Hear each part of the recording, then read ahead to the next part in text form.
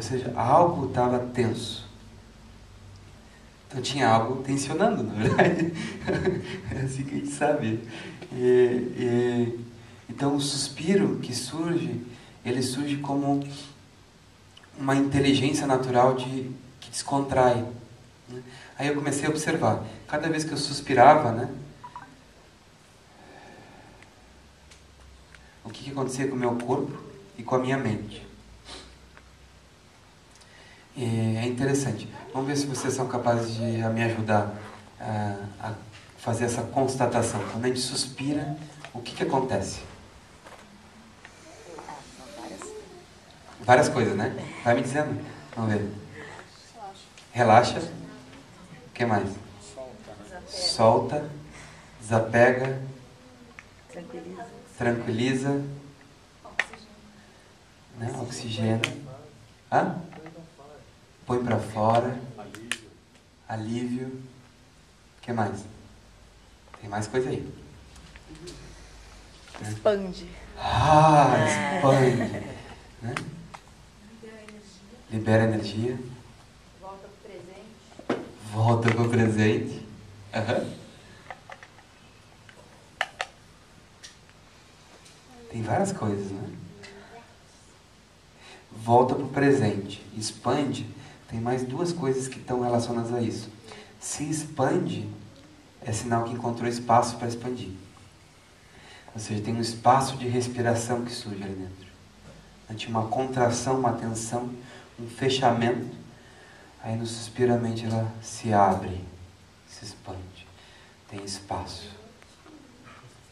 Né? Quando a mente se abre nesse momento, ela está presente. Por que ela está presente? Porque ela não está nos pensamentos do passado nem do futuro. Ela está presente. Por ela estar presente, ela tem uma consciência ali. Tem presença, consciência.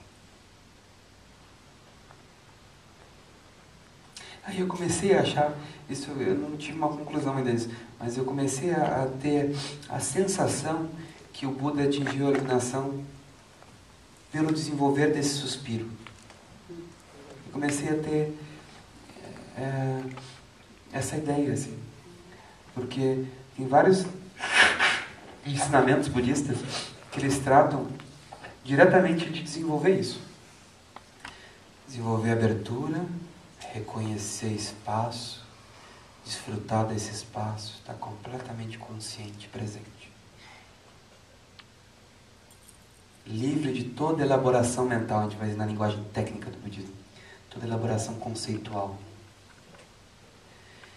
E é uma coisa que a gente já faz. Só que a gente faz e aí perde, né? A gente suspira. Aí o que eu tenho que fazer mesmo? Aí começa a Então, eu estava observando isso. E aí, uma outra coisa que surgiu no banheiro hoje na água quente, né? Momentos de lucidez num banho quente, é que eu percebi assim, bom, eu estou com várias coisas que estão demandando a minha atenção. Como todos nós, de forma geral, a gente tem trabalho, a gente tem família, a gente tem responsabilidade. Assim, né? Então, no meu caso também, muita coisa assim, que estava causando uma certa tensão. Tensão no sentido assim, de direcionar energia para ali. E, só que eu percebi que o que causava um certo estresse, na verdade, não era eu direcionar a energia para ali, mas eram elementos adicionais que eu colocava como expectativas. Aí tem medos de que as expectativas não funcionem. Então, a gente começa a se desequilibrar emocionalmente. O emocional da gente, ele começa a se desequilibrar quando começam a surgir expectativas, medos, dúvidas, né? Orgulhos, invejas, aversões, né? Apegos. A gente se aferra às coisas. Aí eu comecei a observar que cada estado mental, emocional desses, eu comecei a tentar perceber o quanto que demanda de energia de mim. É incrível como aquilo gasta energia, esses estados emocionais. A gente não percebe. A gente só percebe quando a gente cai doente. Quando baixa a imunidade e a gente pega qualquer coisa que está aí, desaba. Aí eu no banho, meditando, eu descontraí, suspirei com a minha mente, assim, abri e tentei testar como é que eu retorno para as minhas responsabilidades todas, para todas as demandas. Mas como é que eu retorno descontraído? Eu fiz esse teste. Eu faço muito pesquisa de campo, laboratório. Eu uso a minha vida, minhas situações como laboratório. Eu sugiro para vocês, isso é super importante. Isso, dentro do caminho budista, está ligado ao treinamento de reflexão. A gente estuda, pensa, né? Esse é um treinamento, entende o Dharma, depois a gente reflete sobre o Dharma. Quando a gente vai refletir sobre o Dharma, a gente deve tomar exemplos da nossa própria vida para refletir, para aquilo se tornar vivo, né? Então, o Buda deu esse nome, treinamento em ouvir, refletir e meditar. Né? Esses 3 treinamentos. No caso do treinamento em refletir, é quando a gente torna a nossa vida um laboratório. Né? Uma pesquisa de campo. Vamos ver o que acontece se eu aplico essa técnica. O que acontece quando eu não aplico essa técnica. O que acontece quando eu me deixo me arrastar emocionalmente. E aí a gente vai vendo. Então, eu percebi que eu estava estudando sobre a natureza do estresse esses tempos, e eu descobri que o estresse ele é super útil. Né? O destresse é que não é muito útil. Então, tem uma classificação dos psicólogos neurologistas que eles colocam assim: estresse é um movimento de energia direcionado.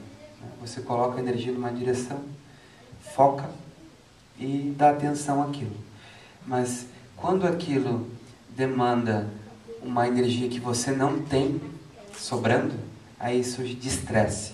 Aí que a gente se sente mal, cansado, com dor no corpo, dor de cabeça, fica doente, baixa imunidade. E tem também uma outra categoria que eles chamam de, em inglês é eustress. Acho que eustress, eu não sei se tem isso em português, eu estava lendo o artigo em inglês, né? Que é quando é o estresse necessário, por exemplo, quando você está fazendo um rafting, ou você está escalando uma montanha, né? Então, tem um nível de adrenalina, de estresse ali rolando, mas é uma coisa que te nutre, porque você tem adrenalina e você está curtindo aquela coisa que você está fazendo. Mas tem nível de estresse, eles chamam aquilo de estresse, é um direcionamento de energia. E o verdadeiro destresse, o mal-estar que surge, é quando a gente não tem energia, não tem mais de onde tirar energia. Não tem mais sobrando. Né? E tem demandas, tem coisas a serem feitas. Aí eu achei, poxa, que legal, vou começar a olhar para esse negócio de energia. Né? Porque às vezes o budismo ele é muito mental, ele trabalha muito cognitivo, né? Transformar a nossa visão de mundo e assim por diante. Ele também trabalha com energia, mas é uma outra categoria de ensinamentos. Assim. Aí eu comecei a me observar no dia a dia. Né? Então, de forma geral, eu acho muito legal.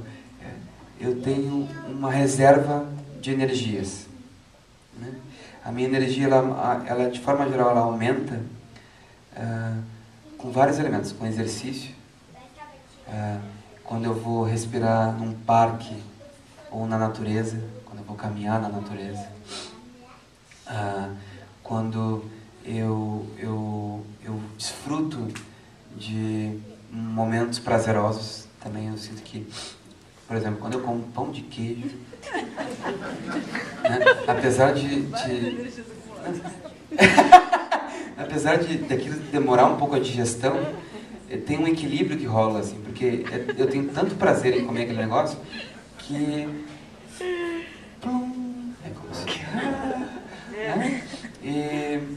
me sinto bem, eu tenho energia, né? Então, tem vários elementos na vida, coisas que a gente gosta de fazer, de forma geral a gente não fica cansado, na verdade.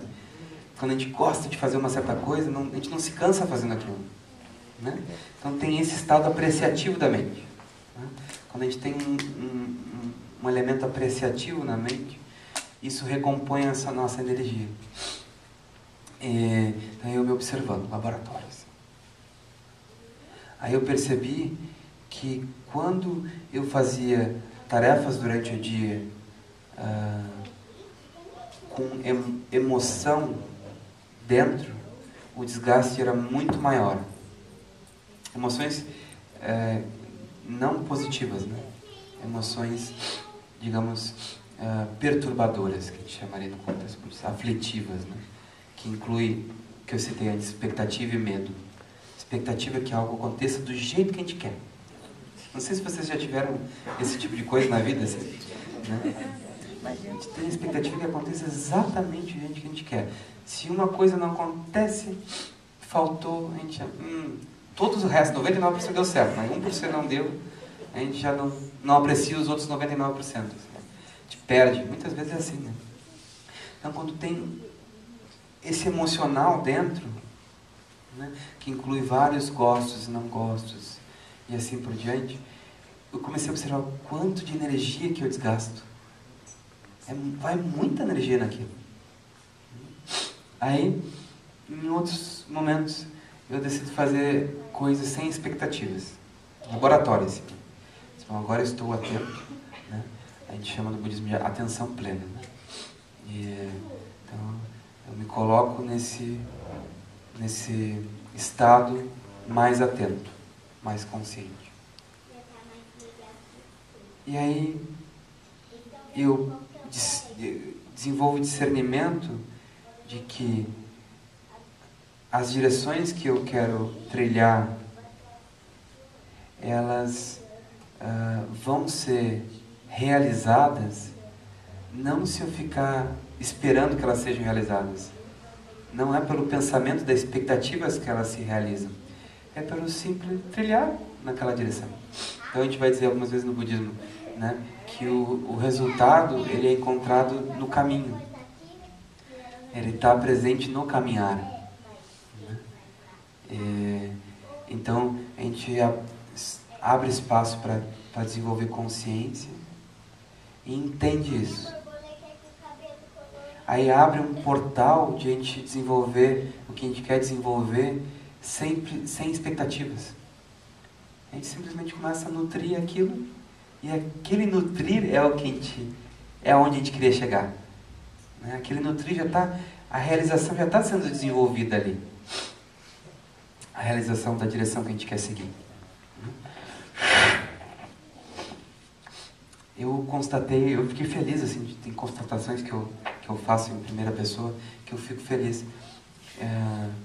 Eu observei que eu não gastava energia.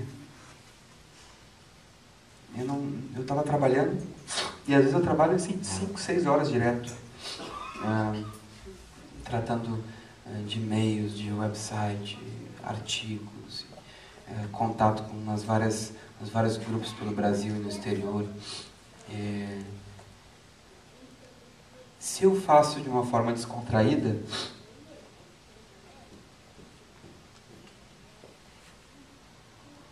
e alegre por estar fazendo, feliz por estar fazendo aquilo, naquele momento, consciente, não há desgaste de energia. Na verdade, há uma geração de energia. Às vezes a gente se sente inspirado, né? Animado, né? Confiante. Então tem vários elementos também cognitivos que a gente pode desenvolver que vai fazer com que a gente se sinta bem no momento presente que a gente está desempenhando uma certa atividade. Então, esses vários elementos, eles estão diretamente ligados à energia da gente. O bem-estar mental da gente, ele deve ser relacionado com a nossa saúde física também.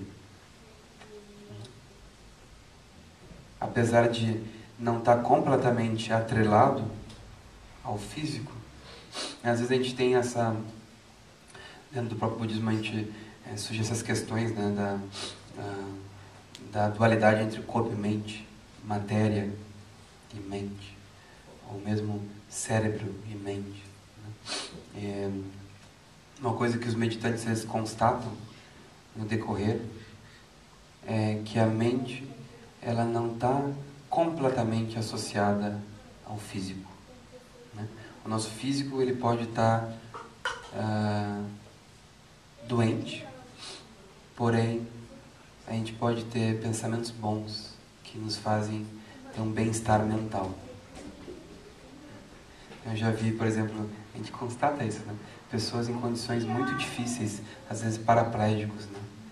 Que a gente olha no rosto deles, no olho deles, e alguns deles estão felizes, né? Eles aprenderam a olhar aquela situação e viver a vida de uma outra forma que faz com que eles estejam bem, ou seja, eles do pescoço para baixo nada acontece, né? O movimento que eles fazem é de boca, piscam o olho. Até para mover a cabeça, alguém tem que ajudar a mover a cabeça. Mas aí, muitos deles eu encontrei, eles estão felizes, assim, no olho deles. Assim. Então, não necessariamente a nossa condição física ela é um elemento central no nosso bem-estar interno, né? Agora tem influência, com certeza. A gente sabe que é muito mais fácil a gente meditar sem dor de cabeça do que meditar com dor de cabeça. Quem é meditante sabe disso. Ou doente, né? Cansado. Então, um equilíbrio, uma saúde física, ela proporciona um bem-estar mental que nos ajuda a ter mais clareza na mente. Por exemplo, o próprio Buda, né? Na história do Buda a gente vê que ele estava fazendo ascetismo antes de se iluminar, onde ele não comia e não bebia. Ele sentou em meditação e ele passou muitos anos, a história conta que em torno de 6 anos, ele passou sem se alimentar, sem ter conforto, né?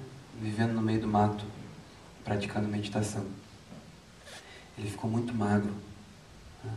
A saúde dele se debilitou. E aí chegou um momento que ele percebeu que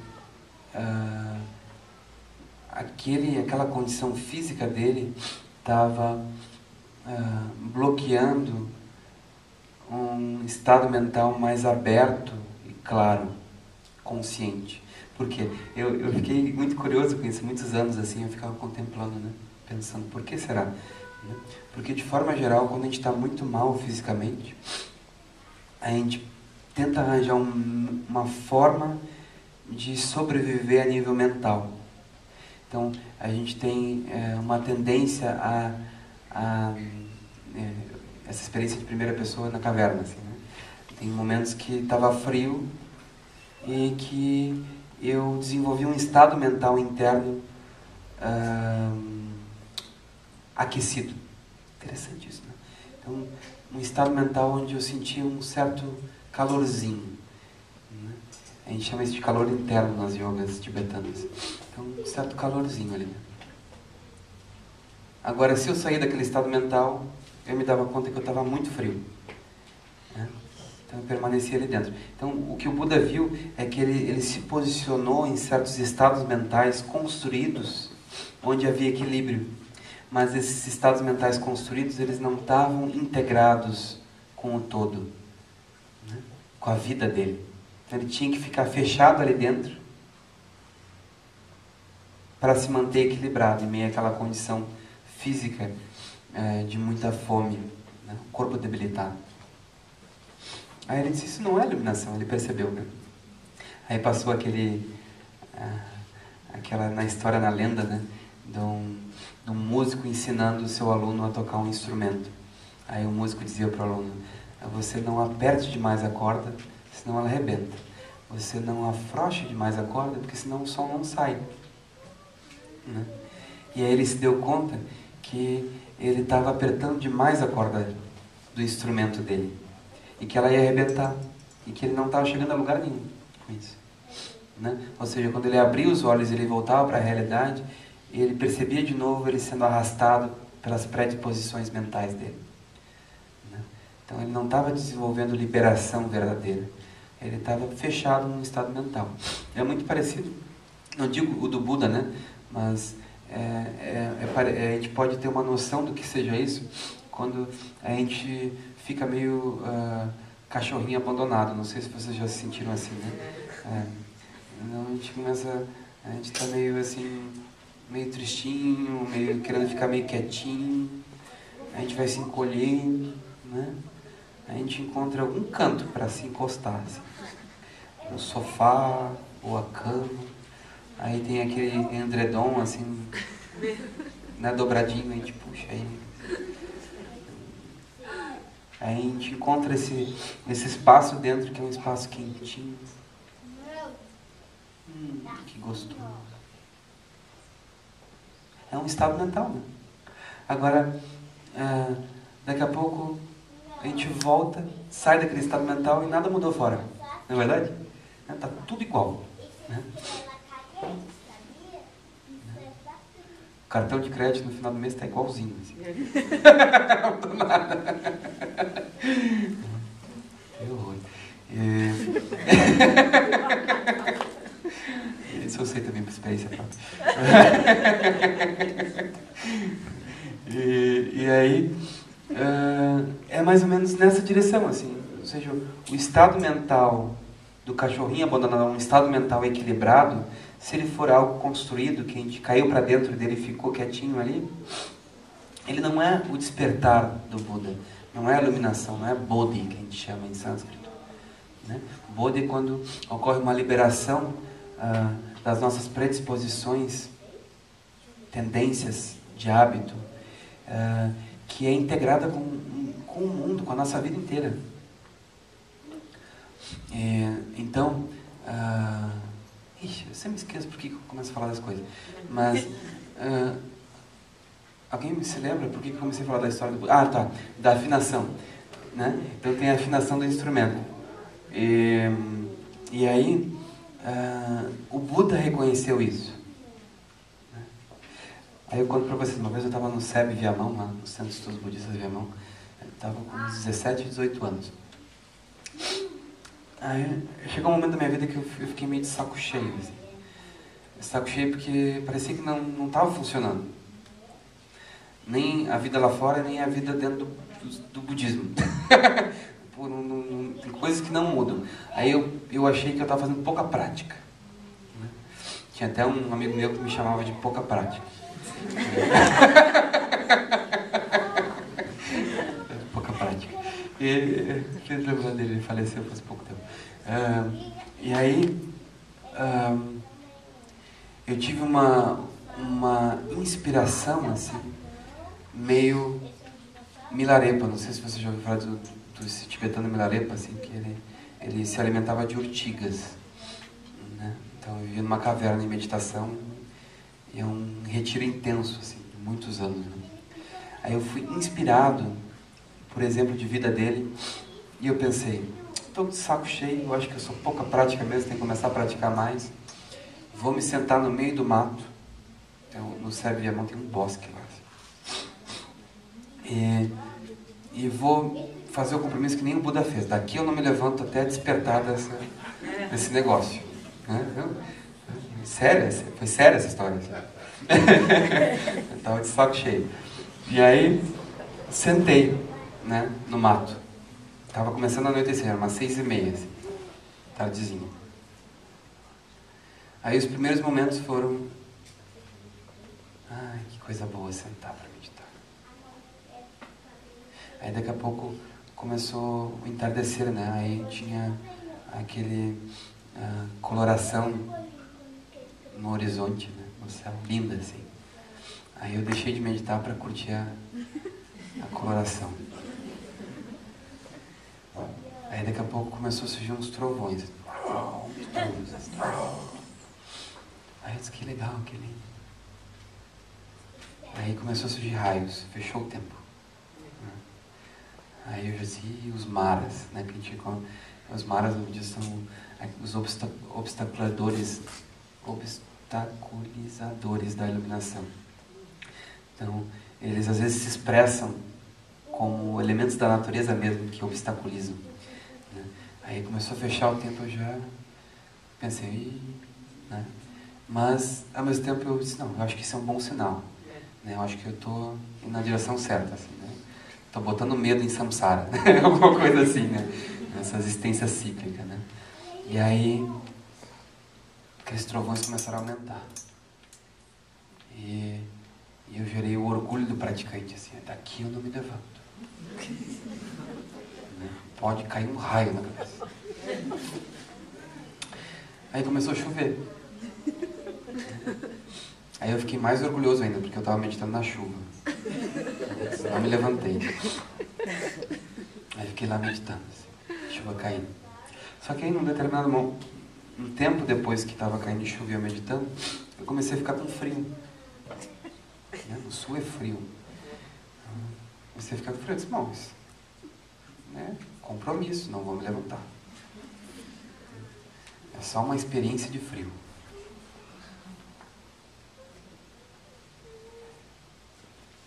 Aí meu corpo começou a tremer sozinho. Aí estava ali eu. Não vou tremer muito aqui porque é perigoso, né?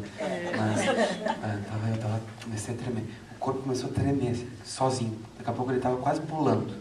De tanto frio que eu estava sentindo. Molhado no meio do frio. Assim.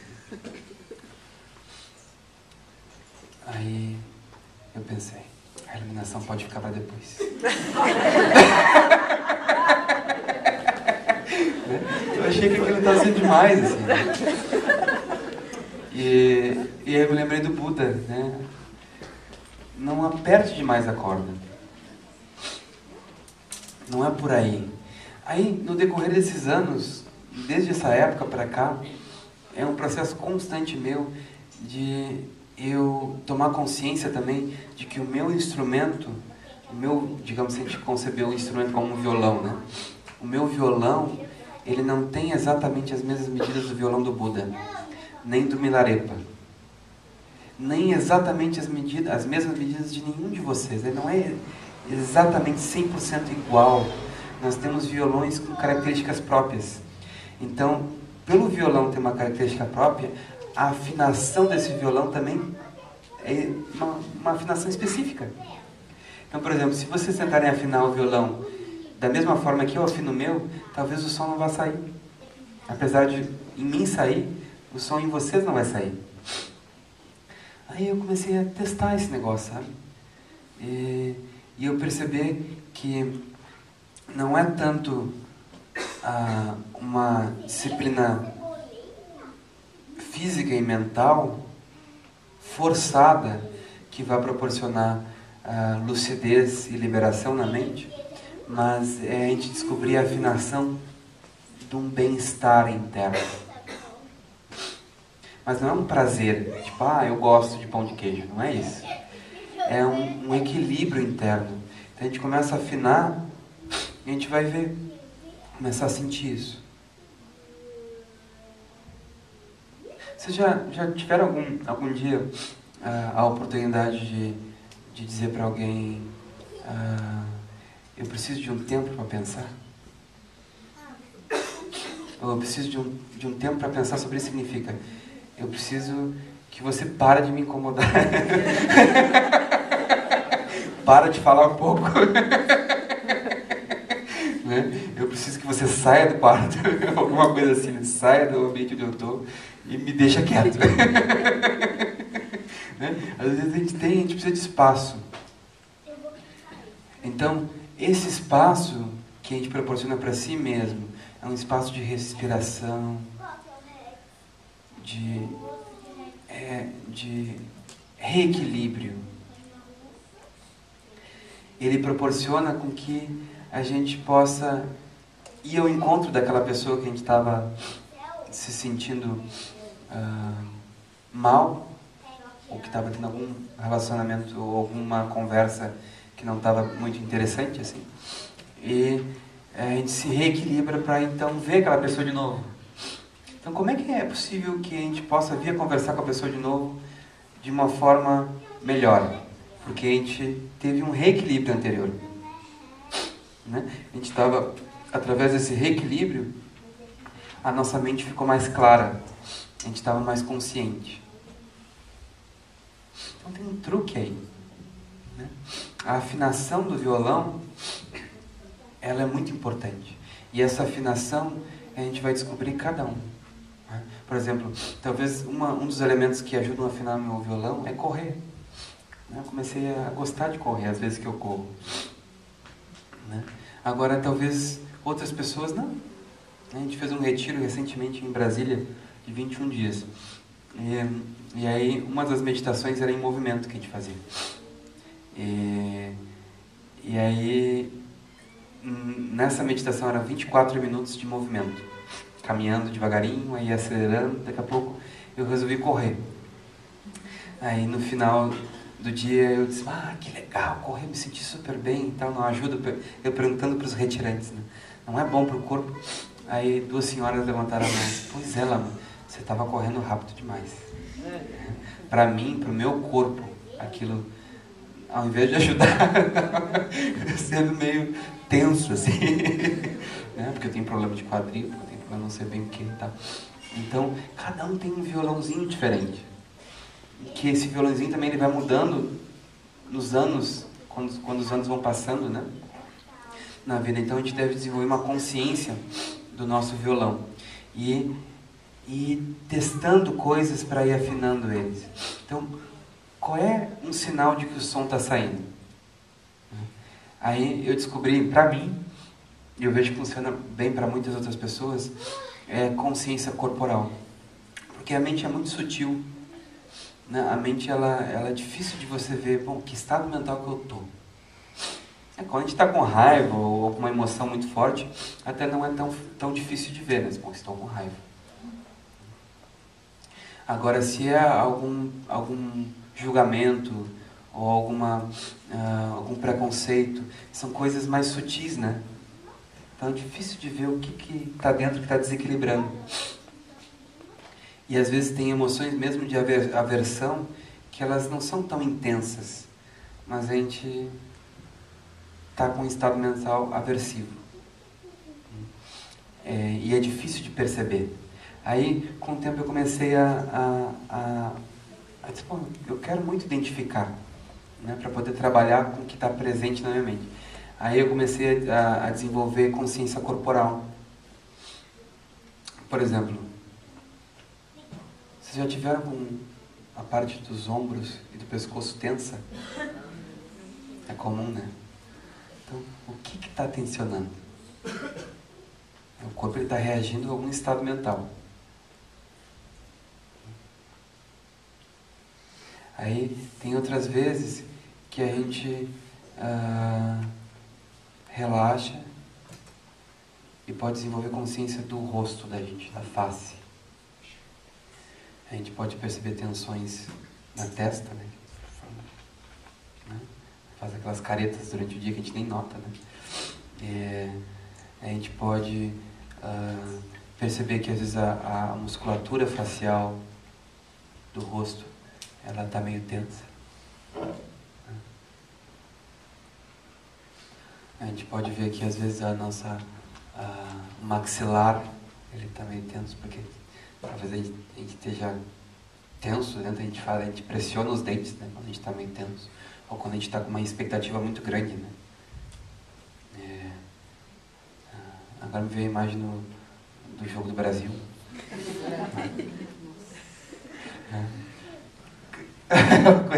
Gol. A gente vê as expressões do corpo direto disso, né?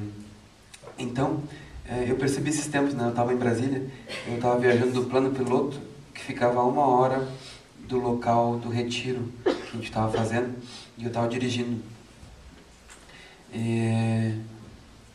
E eu estava assim, resolvendo, não sei se você já deve ter passado por isso também, resolvendo pepinos na cabeça. Assim. Vários pepinos para resolver, a gente vai resolvendo na cabeça para depois tentar resolver na prática mesmo, né? Aí estava ali eu resolvendo pepinos, assim. E parecia, enquanto eu estava naquele processo de encontrar soluções, parecia que estava tudo certo. Aí daqui a pouco eu tomei consciência do meu corpo. É incrível. Eu estava dirigindo, né? Eu estava assim. Eu via minhas mãos, não era nem o rosto, eram as mãos que estavam apertando aquela direção, assim, super tenso. Aí que eu me dei conta do quão tenso era aquele processo que estava acontecendo dentro. Né? Mas no nível da mente parecia que não estava tão tenso.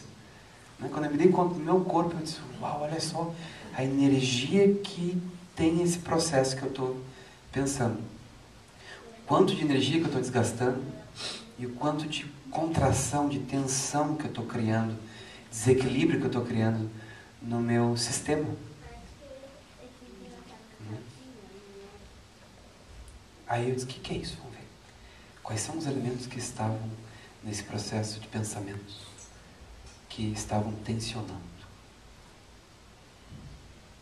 De novo, né? Remete a expectativas, medos que as expectativas não sejam preenchidas, não sejam realizadas. Né?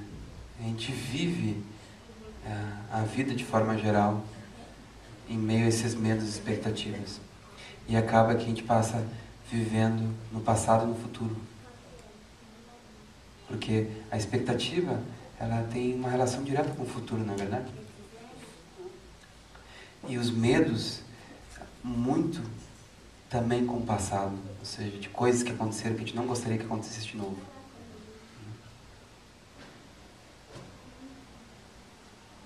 Aí, eu dirigindo, né? Aí eu me dei conta disso. E naquele momento, eu disse, mas está tudo certo. Eu estou respirando. Estou vivo. Se isso acontecer ou não acontecer do jeito, exatamente do jeito que eu quero, não é um desastre. É um aprendizado. Está tudo certo. Aí a gente começa a viver no presente de novo. E o presente, por incrível,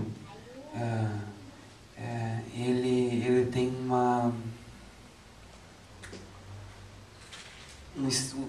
o viver no presente proporciona um estado mental equilibrado. Isso eu venho notando. Né? Quanto mais consciente presente a gente está, a cada escuta, a cada fala, a cada respiração, a cada contato e interação com o mundo, com as pessoas, mais equilibrados a gente está. O que nos equilibra é uma sequência de pensamentos baseados ou fundados em expectativas e medos. É isso que desequilibra. Aí eu comecei a dizer, nossa, esse negócio de budismo funciona mesmo, né? Depois de 15 anos, assim, esse negócio funciona. Né? Comecei a relaxar e descontrair mais. Né? E também a desenvolver um tipo de discernimento de como que eu escuto o som do meu violão sair. Que elementos que me ajudam a escutar esse som sair. Som de bem-estar, som de leveza, som de abertura, de bom coração. E aí tem vários elementos. Elementos que budistas e não budistas deveriam de contemplar. E um deles é diretamente cuidar de si. Claro que cuidar de outros também faz parte de cuidar de si. Quando a gente cuida do bem-estar dos outros, a gente também está proporcionando uma relação positiva com as pessoas. Isso faz com que a gente se sinta bem, né? Mas ao mesmo tempo, se nós não cuidarmos de nós mesmos, a qualidade da nossa relação com o mundo ela vai se degenerar, vai denegrir.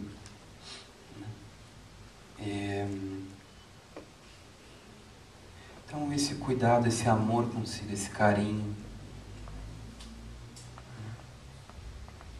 carinho de nos proporcionar tempo para respirar às vezes. Parece que a gente respira o dia inteiro.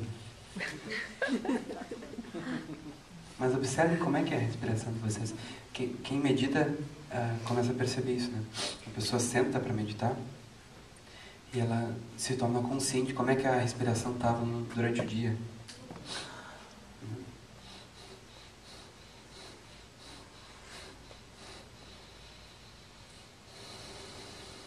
O meditante, de forma geral, daqui a pouco ele começa a ver o quanto que ele estava respirando, que era pouco e rápido.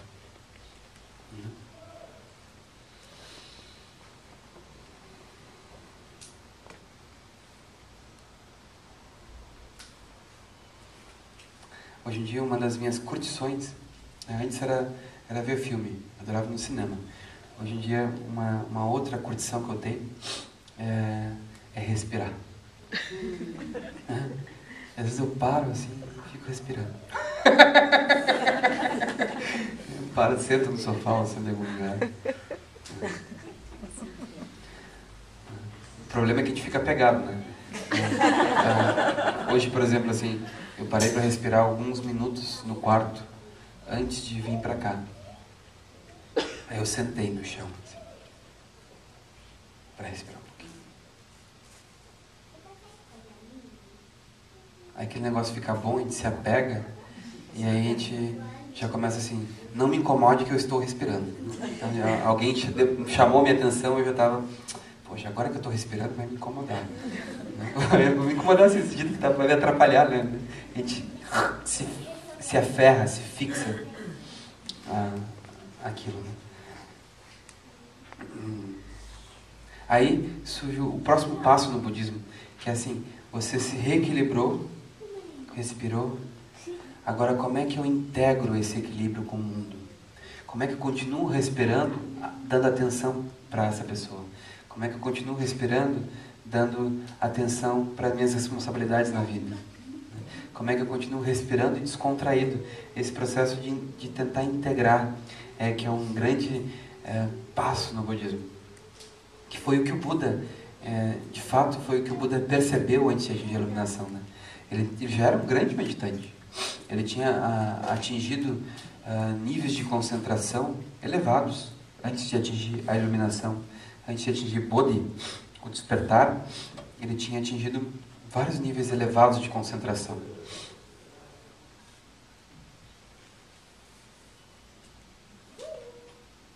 Onde a mente ela não é perturbada, mas ela está fechada ainda, ela não integrou. A consciência não integrou com o todo, com a vida. Então, esse processo é muito positivo, porque de forma geral, principalmente para nós, né? Nós no Ocidente, a gente tem família, a gente tem trabalho, a gente tem responsabilidades, a gente não dá para largar tudo e ir para uma caverna, não é verdade? Né? Eu acho que nem é necessário. Agora a gente tem que aprender a como afinar esse violão e a partir desse dessa afinação interior, saber como levar ela para todo o elemento da nossa vida, todas as áreas da nossa vida. E isso a gente vai chamar de meditação. O terceiro treinamento que o Buda ofereceu, ele não é só sentar em meditação, né? Em lótus. A palavra meditação, ela está ligada em sânscrito é bhavana. E bhavana, ela literalmente significa familiarização, habituação com algo. Então a gente pode se posicionar na vida da gente, no trabalho da gente, na casa da gente, né? Com os amigos da gente, a se familiarizar ou se habituar a desenvolver equilíbrio, presença, consciência, sensibilidade em meio ao movimento. em meio à ação. E isso é bhavana. A gente está se habituando com uma atitude mental, se habituando com um estado mental positivo na interação com as coisas. E através dessa familiarização ou desse treinamento, a gente começa a mudar o que a gente chama de karma no budismo. Então a gente vai mudar as nossas energias de hábito. A gente vai transformar elas. Então aquelas situações, ou aquelas pessoas, ou aquelas palavras, ou aqueles ambientes que nos perturbavam antes, a gente transformou a energia que a gente sente meio aquilo por um processo de equilíbrio interior. E aí esse equilíbrio foi integrado com aquele ambiente, ou com aquelas palavras que eram ditas antes que nos perturbavam, né? Com aquelas pessoas, e assim por diante. Eu percebi que tem algum argentino aqui na sala? Né? Tem, né? Nada contra os argentinos, mas essa coisa desde pequeno, né? Essa rivalidade entre, principalmente lá no sul, né? Que é a fronteira com ali a Argentina, é uma rivalidade futebolística, né? Então eu achei que eu tinha purificado vários karmas.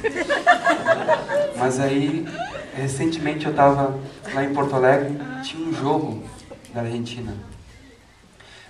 Todo lugar que eu ia, tinha carros com placa da Argentina. E tinha pessoas gritando, argentinos,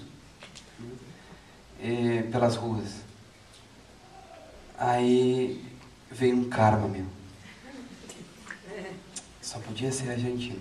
Né? Aí eu me lembro de eu ter dito isso lá nos meus 13, 14, 15 anos de idade, essa frase assim, né? E aí eu veio de novo. E aí naquele momento, eu disse, espera aí, vou transformar esse karma. Aí eu me imaginei eu na Argentina, torcendo pelo Brasil ou pelo Grêmio. Né? Que estado mental, emocional que eu estaria lá? Né? De torcedor, né? Mas não estou no meu país. Mas ainda assim eu estou torcendo pelo meu time. Né? Eu estou também comemorando com meus amigos lá. Né? Aí, quando a gente se coloca na pele do outro, a gente entende. Aí a gente, eles estão comemorando. Né? Não é mais o argentino que está comemorando, mas é o ser humano ali que está comemorando. Né? É uma coisa humana. Então a gente entende aquele equilíbrio. São coisas tão simples, né? Que não precisa de iluminação para a gente transformar. Mas a gente pode entender, desenvolver uma empatia, uma afinidade de coração para coração com as pessoas, entendê-las. E aí a gente modifica. Por exemplo, quando alguém nos agride verbalmente, né? Quando alguém fala alguma coisa que a gente não gosta. Um primeiro pensamento que a gente deve desenvolver é que essa pessoa está falando aquilo não porque ela está bem, né? Porque tem um problema ali, ela não está se sentindo bem. Então, o que levou aquela pessoa a falar o que ela falou, que a gente não gostou, é que é o problema, digamos assim, né? Não é o que ela falou, mas tem algo que levou ela a falar. Aquilo é algo verdadeiro, né? Ela está se sentindo mal. Então essa sensação de mal-estar real, verdadeira para aquela pessoa, deve ser incluída dentro da nossa sensibilidade, da nossa consciência. A gente olha para o outro, poxa, não está legal hoje.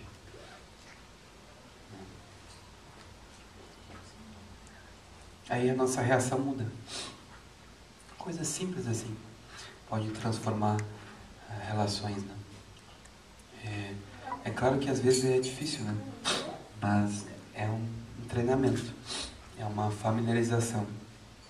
Alguns meses atrás, fazia muito tempo que eu não ficava, desde os meus 15 anos, 16 anos, quando eu fui morar no centro budista, até hoje, eu vivi fora da casa dos meus pais. peço perdão que eu tô com vontade de espirrar e eu faço assim para não espirrar. Principalmente porque eu vou assustar vocês, meu espirro é muito alto. Ainda mais o microfone. Não quero ninguém com ataque cardíaco. Às vezes acontecem uns espirros que eu dou, tem umas liberações assim. Pessoa... Entendi agora, né? Na dúvida, melhor não. Então, eu estava contando para vocês, passei desde os meus 16 anos até hoje, os últimos 18 anos da minha vida fora de casa, da casa dos pais. Então eu cresci meio independente, assim, meio fora do carinho, da proteção dos pais. Recentemente, alguns meses atrás, eu fui para Porto Alegre e eu fiquei na casa da minha mãe de novo. Aí no primeiro dia foi lindo, assim, foi saudades, foi conversas, novidades. Aí no segundo dia, aí já tinha falado o que precisava falar, né? E já tinha sabido tudo que já aconteceu. E aí começou outros elementos, assim, a acontecerem. Até que no terceiro dia, elementos meio neutros, assim, né? Insensíveis, mas nada prejudicial. Né? Ou seja, não veio, o outro estava pedindo atenção, aí a gente não viu, não deu atenção, coisas assim. Até que no terceiro dia, por uma desatenção minha, a tonalidade da voz da minha mãe mudou. E aquela tonalidade despertou em mim uma emoção. E essa emoção, ela se manifestou em palavras para minha mãe. E aí, a tonalidade da voz dela aumentou ainda mais. Aí, nesse momento, não estava... estávamos sentados, mas não como o lama e como um ser humano na frente, mas como a mãe e o filho. Assim. Aí, naquele momento, me surgiu um insight, que é... Olha que incrível o karma operando. Aí eu disse, mãe, para tudo. A minha mãe ela pratica meditação também. Eu disse, para tudo, vamos olhar para isso agora. Olha só, estava tudo certo. Aí eu me distraí numa certa coisa que você achou importante. Essa distração fez com que você chamasse a minha atenção com uma tonalidade de voz que eu conheço. Que eu me lembro direitinho, 18 anos atrás. Eu me lembrava igualzinha. A tonalidade de voz e a testa dela se franze e uma sobrancelha levanta, só uma assim. Eu não consigo fazer assim, mas levanta e a tonalidade de voz muda. Chamou pelo nome também? Gabriel. E aí eu me lembrei da emoção que eu sentia 18 anos atrás, quando ela tinha essa expressão e essa tonalidade de voz. Então, aquilo me perturbava muito. Né? Fiquei traumatizado pela sobrancelha da minha mãe. Um trauma de criança. E eu disse, mãe, olha só que incrível. A tua não é o conteúdo da tua fala, foi a tonalidade da tua voz e a tua sobrancelha. Não foi o conteúdo, porque fala de novo, o que você precisa falar. Aí ela falou, não, por causa disso, daquilo. Mas como se fosse assim, já numa outra vibe, assim, né? Uma outra energia. Aí eu disse, pois é, eu me distraí, mãe, e tal, né? Expliquei o que tinha acontecido. E aí a gente juntos, a gente se vê, não é o que você tem para falar, mas a forma como você falou. Despertou, ativou um karma meu muito antigo, de aversão àquilo. Então, eu falei para ela, eu acho muito positivo a gente estar vivendo isso hoje, porque provavelmente está surgindo uma oportunidade muito rara entre mãe e filho de a gente atingir a iluminação juntos. Isso parece brincadeira, mas não é verdade, porque tem um karma muito, ou seja, tem uma ligação muito forte entre mãe e filho, né?